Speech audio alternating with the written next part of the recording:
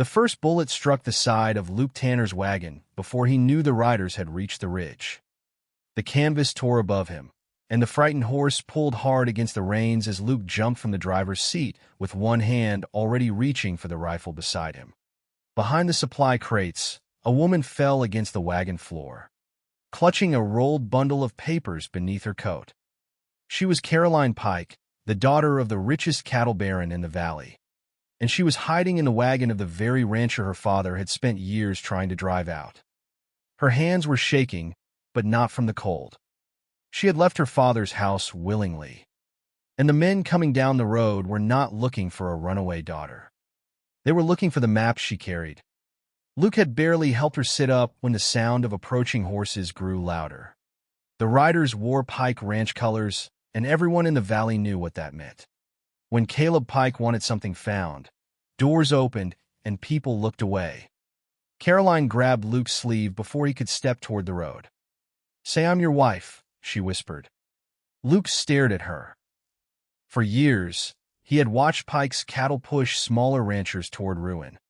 He had watched fences move in the night, watched water rights disappear behind expensive papers, and watched good people lose land they had worked their whole lives to build.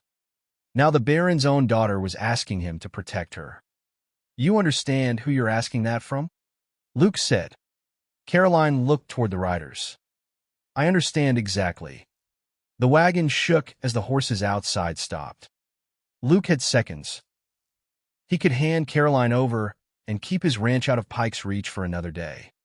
Or he could protect a woman carrying evidence that might destroy the most powerful man in the valley. For anyone who has ever seen a small person stand against a powerful one, this was the kind of choice that changes everything. Luke opened the wagon flap. 3 armed riders sat outside, their faces calm because they had never been told no. One of them looked inside. "Morning," the rider said. "We're searching for Caleb Pike's daughter." Luke rested one hand on the wagon frame. "My wife is resting." The rider's eyes narrowed. "Your wife?" Luke felt Caroline standing behind him. "Yes." The lie left his mouth before he could measure the cost.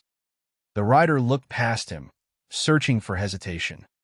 But Luke had spent too many years defending a piece of land everyone said he would lose. He knew what desperation looked like. He knew what courage looked like, too. After a long moment, the riders moved on. But Caroline knew the danger had only changed shape. Because once Caleb Pike learned where his daughter had gone, he would not only come after her. He would come after the entire valley. Inside the wagon, Caroline slowly unrolled the paper she had risked everything to steal. The maps showed a new channel carved across the river. A channel that would leave dozens of smaller ranches without enough water to survive. And that was when Luke realized the truth. Caroline had not run from her father because of a family argument. She had run because she had discovered the plan that could destroy every neighbor around him. Luke Tanner did not invite trouble into his ranch. Trouble had a habit of finding him.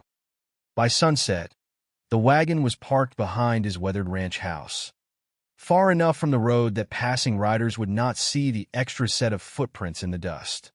Luke had spent most of his life keeping things simple. Fix a broken fence, tend the cattle, pay the taxes, keep enough water flowing to survive another season. He had never planned on hiding the daughter of Caleb Pike. Caroline sat at his kitchen table with the same careful posture she had probably used in her father's grand house. But everything else about her had changed. The silk dress was torn at the sleeve. Dust covered her boots. Her hair had come loose from the pins that once held it neatly in place. She looked less like a cattle baron's daughter. She looked like someone who had finally stepped outside the walls built around her.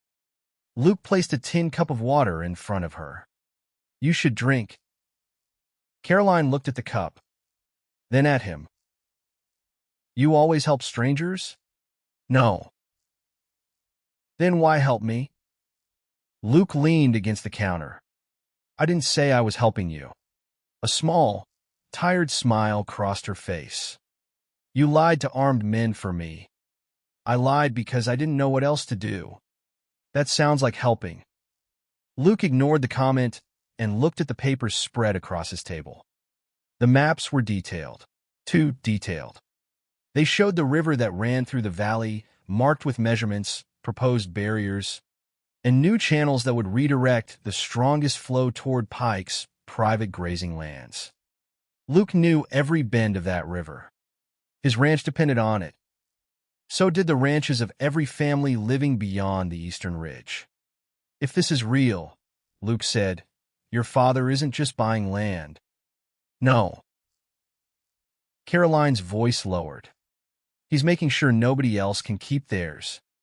Luke studied her. The easy answer would have been to believe she was another Pike using someone else's desperation for her own purpose. But the maps were real, and the numbers written on them matched the river measurements Luke had taken himself during dry seasons. "You could have taken these papers to the sheriff," Luke said. Caroline looked down. "The sheriff works for my father.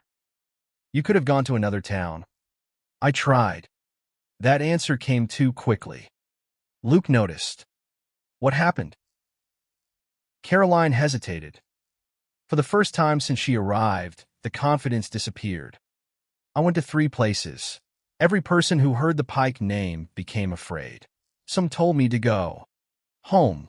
Others told me they had families to protect." She folded the map carefully. "My father has spent 20 years making sure people believe they have no choice." Luke looked toward the window. Outside, the valley stretched quiet beneath the evening sky. But quiet did not mean safe. It never had around Caleb Pike. A sound came from the porch. Luke's hand moved toward the rifle. Caroline froze. Neither of them spoke. A horse shifted outside. Then another. Luke stepped closer to the window and saw a lantern moving near the edge of his property. Someone was watching. "They found us already," Caroline whispered. Luke did not answer. He knew Pike's men would eventually come. The question was how much they already knew. He moved away from the window and lowered the curtain. "You stay here tonight." Caroline looked surprised. "You mean as your wife?" Luke gave her a hard look. "That story keeps you alive." "And tomorrow?" Luke looked at the maps again. "Tomorrow we figure out if these papers can save a valley." Caroline studied him. "You don't trust me?" "No." She nodded slowly. "That's fair. But I believe the river measurements." The answer seemed to matter more than she expected. Because for the first time since she ran from her father, someone was not looking at her as Caleb Pike's daughter. They were looking at what she had chosen to do. Luke opened a small cabinet and pulled out an old blanket. He placed it on the chair. "You sleep there." Caroline touched the blanket. "You don't have a guest room?" "I have a barn." "That was not what I asked." Luke almost smiled. "Almost." "I'm not a man who prepares for unexpected guests." Caroline looked around the small house. The worn table. The patched curtains. The tools hanging near the back door. A place built by someone who had never expected anyone else to share it.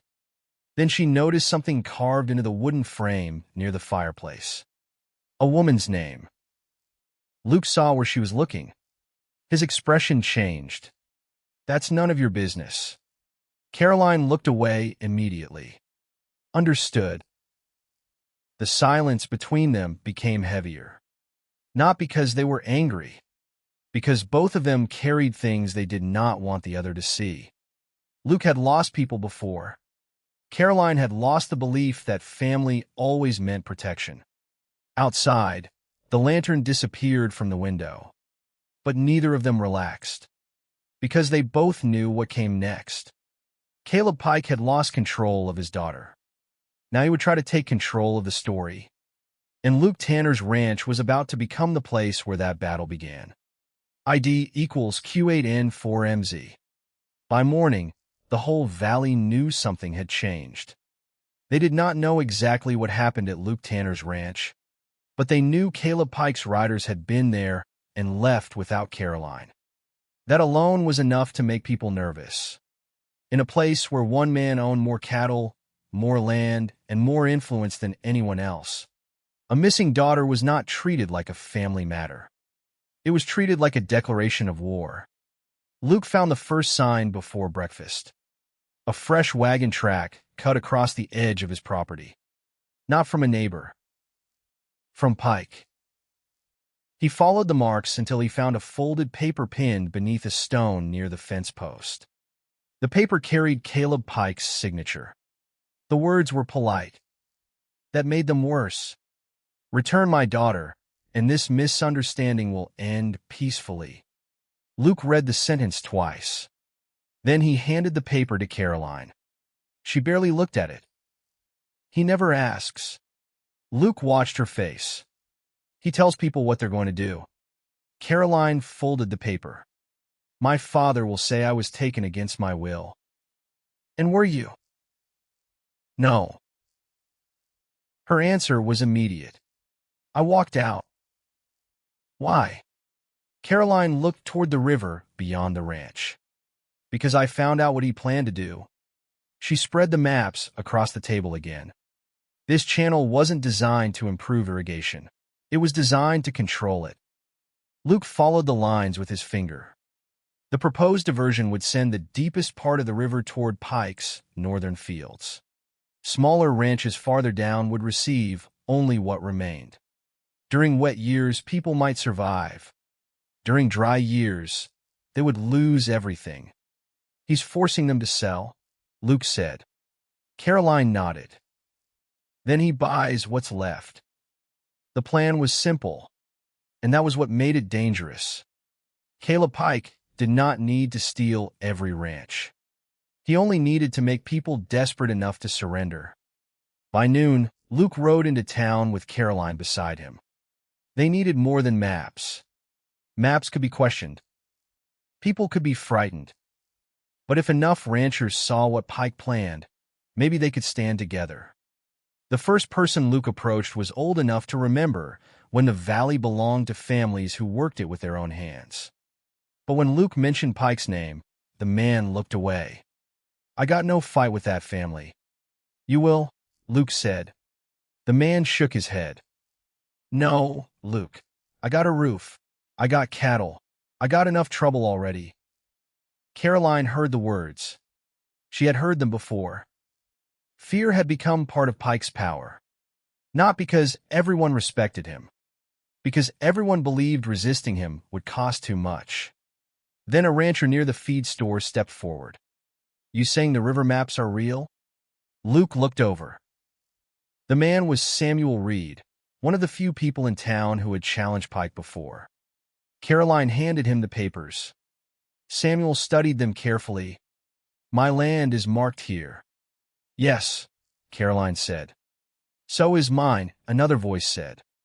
Then another. One by one, people began recognizing the same truth. The river was not being improved. It was being claimed. But before courage could spread, a group of Pike's riders entered town. They did not raise weapons. They did not need to. The leader stepped down from his horse, holding a printed notice. Caleb Pike is offering a reward for information regarding his daughter's safe return. The town went quiet. Then he looked directly at Luke. And he would like everyone to know that any man hiding Caroline Pike will be considered responsible for her disappearance. Caroline stood beside Luke. The rider's eyes moved toward her. For one moment, Luke thought the lie would collapse.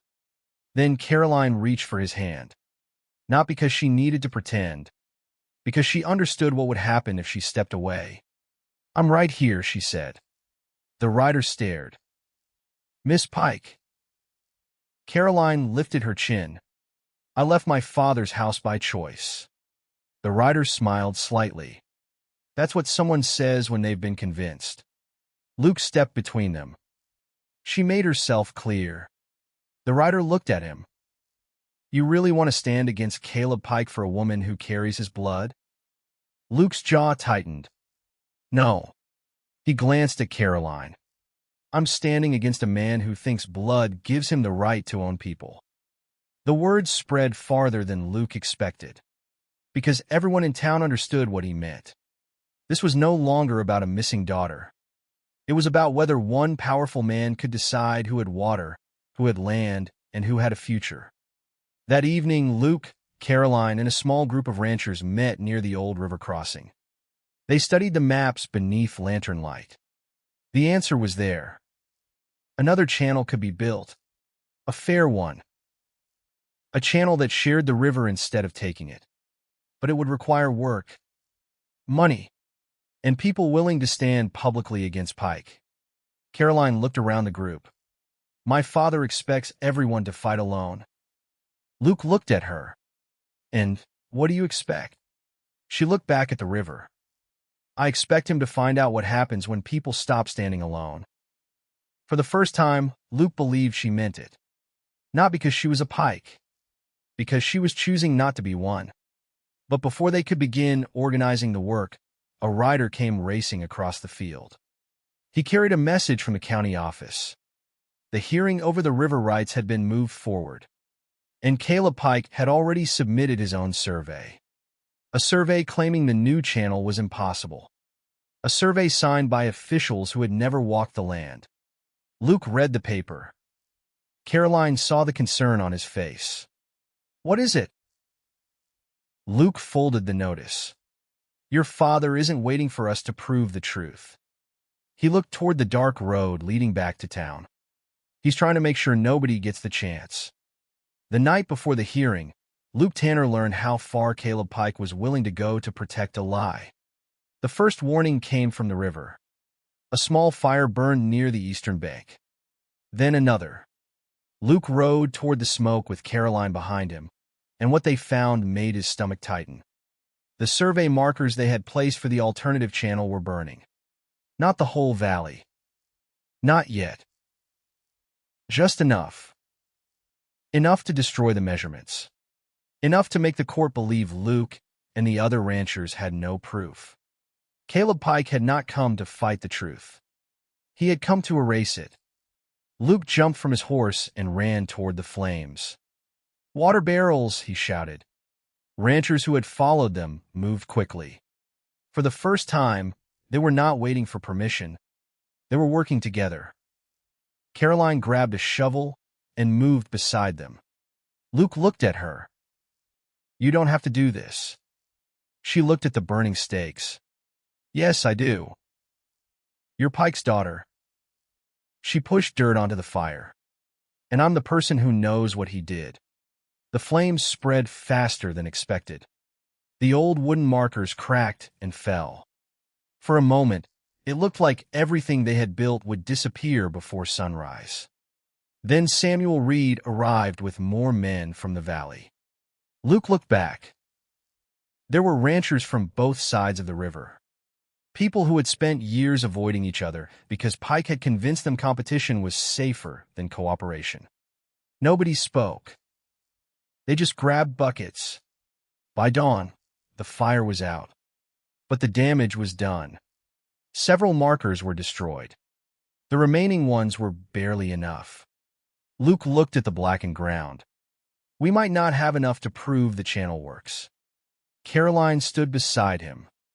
My father is counting on that. She looked toward the road. He thinks fear will make everyone go home. Luke shook his head. No.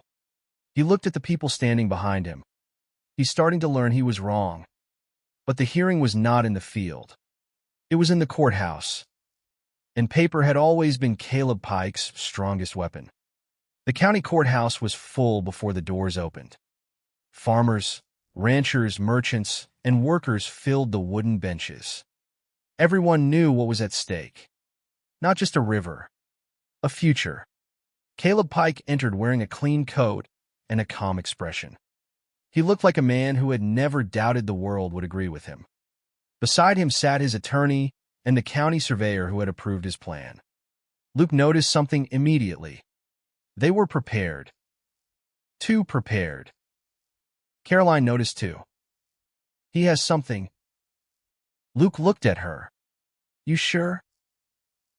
I know my father. She lowered her voice. He never walks into a room without believing he already owns the ending. The hearing began. Pike's survey was presented first. The county officials studied the documents. The language was formal. The measurements appeared complete. The proposed diversion was described as beneficial, efficient, necessary. Words that made damage sound reasonable. Then Luke's side presented their maps. The judge examined them. But there was a problem. Several of the original river markers had been destroyed. The surveyor for Pike stood. Without complete field markers, this alternative channel cannot be verified. The room became quiet. Luke looked at Caroline. For the first time, uncertainty crossed her face. Pike had almost won. Not because his plan was better, because he had damaged the proof. The judge looked toward Luke. "Mr. Tanner, do you have additional evidence?" Luke opened his mouth, then stopped. He had the maps. But maps were only lines. They needed someone who understood what those lines meant. Caroline stepped forward. "I do." Everyone turned. Pike's expression changed, only slightly. But Luke saw it. Fear. Not much. Just enough. Caroline walked to the front. The room became still. "My father's survey claims the river cannot support an alternative channel." She placed a document on the table. But his own records prove otherwise. Pike's attorney stood. "Miss Pike is emotionally involved. She is a member of the Pike family." Caroline looked at him. "Yes." She paused. "And that is why I know where to look." She unfolded another set of papers. "These are the original river reports from my father's office." The attorney frowned. "How did you obtain those?" Caroline did not answer immediately. "Because the truth mattered. I took them because nobody else would allow the valley to see them." A murmur moved through the courthouse. The judge leaned forward. "What do these documents show?" Caroline pointed to a date. "The first survey claimed the northern channel was impossible because the river level was too low." She placed another paper beside it. But this report, written by the same surveyor 6 months earlier, recorded that exact channel during a dry season. The room shifted. The contradiction was small, but it broke the foundation. The judge looked toward Pike's surveyor. "Is this your signature?" The man swallowed. "Yes." "And is this also your signature?" The surveyor stared at the second page. The same name. The same handwriting. The same person. Different conclusion. Pike leaned forward. "Those records are incomplete." The judge looked at him, then explained them. For the first time, Caleb Pike did not have an easy answer. He looked toward the surveyor. A silent warning. The man saw it. Everyone did. He lowered his eyes. "I was instructed to adjust the report." The courtroom went silent. Pike's attorney immediately objected. The judge raised a hand. "Let him finish." The surveyor's voice shook. "I was told the valley would be better served if the river was placed under one management." Luke looked at Caroline. One management. Everyone understood what that meant. Pike had never wanted to improve the valley. He wanted to own the water. But Pike was not finished. He stood. "Do you all truly believe this woman knows better than her own family?" His voice was controlled, almost gentle. "That girl was raised with every privilege. She does not understand what it takes to build an empire." Caroline looked at him, and for a moment, Luke saw the daughter who had spent years trying to earn approval from a man who measured everything by ownership. Then she answered, "No, Father." The room went still. "I understand exactly what it takes." She looked toward the ranchers. "It takes people who work until their hands hurt." She looked toward the river families. It takes people who lose sleep wondering if their children will have enough. Then she looked back at Pike. And it takes someone willing to admit when power has become more important than people. Pike's face hardened. The judge reviewed the evidence again. The destroyed markers. The conflicting surveys. The witness testimony. The original reports. Then he delivered the decision. The Pike diversion plan was rejected. The valley's water rights would not belong to one ranch. A cooperative water association would be formed. The river would be managed by the people who depended on it. For several seconds, nobody moved. Then someone in the back of the room began to clap. Slowly. Carefully. Others joined. Luke looked at Caroline. She did not smile. Not yet. Because victory did not erase what it cost. But for the first time, she was no longer standing alone. Outside the courthouse, the valley gathered around them. The fight was over. But Luke knew one thing. A court could restore land. A judge could restore rights. But trust was something they would have to build one day at a time. The first morning after the hearing, Luke Tanner woke before sunrise. For years, that had been normal. A rancher learned early that the land did not wait for anyone. Cattle needed tending. Fences needed repairing. Water needed watching. But this morning was different. The valley was quiet because nobody was waiting for Caleb Pike's next move. They were waiting to see what came next after freedom. The river still ran the same path it always had. But now, the people beside it had changed. The first months were not easy. A court decision could draw a line on paper. It could not build a channel. It could not teach neighbors who had spent years distrusting each other how to work together. The Water Association meetings lasted long into the evenings. There were arguments. There were disagreements. There were moments when people wondered if they had fought so hard only to discover that sharing power was harder than fighting for it. Luke saw Caroline struggle with that more than anyone, because some people still looked at her and saw only Caleb Pike's daughter. They remembered the name before they remembered the choice. Caroline understood. She had spent her whole life carrying a name that opened doors. Now she was learning that the same name could close them too. One evening, Luke found her standing beside the river with the old survey papers in her hands. "You still keep those?" he asked. She looked down. "They remind me why I left." Luke watched the water move past them. "You don't have to keep proving it." Caroline folded the papers. "Maybe not to you." She looked back toward the valley. "But there are people here who still wonder if I'll wake up one morning and become him." Luke was quiet. Because he understood that fear. Not the fear of becoming Caleb Pike. The fear of losing something good because trusting it felt dangerous. For a long time, Luke had believed a person survived by needing as little as possible. A smaller house. A smaller circle. A smaller hope. Then Caroline had climbed into his wagon and asked him to pretend she was his wife. A lie had brought her there, but everything they built afterward had been real. Still, healing did not happen all at once. There were nights when Caroline woke at the sound of horses outside. Not because anyone was there, because she still expected someone to come take her away. There were mornings when Luke found extra bread hidden in the kitchen cabinet. Caroline never explained why. She had grown up in a house where everything was measured by control. Even security had felt temporary. One morning, Luke found the hidden bread and placed it on the table. He did not ask questions.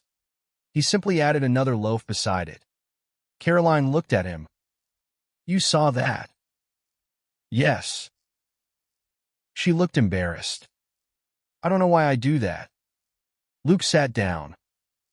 "Maybe because once you weren't sure tomorrow would come." She looked away. Then quietly said, "Maybe." That was all. But it was the first time she admitted the fear instead of hiding it. The ranch changed too. The old wagon where Caroline had hidden became part of the story everyone in the valley remembered. Not because it carried a cattle baron's daughter, because it carried the moment when two people who should have been enemies chose mercy instead. Years later, travelers passing through the valley would see the river crossing marked with a simple wooden sign.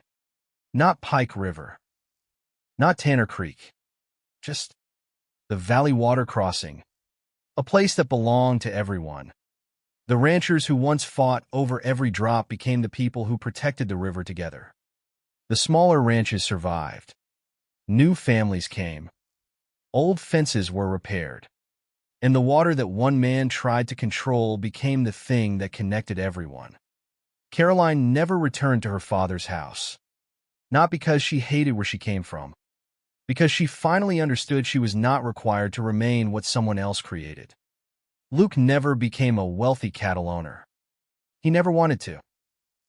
He kept the same ranch, the same old house, the same worn porch where Caroline once stood wondering if she had traded one prison for another. But over time, the house gained things it had never had before.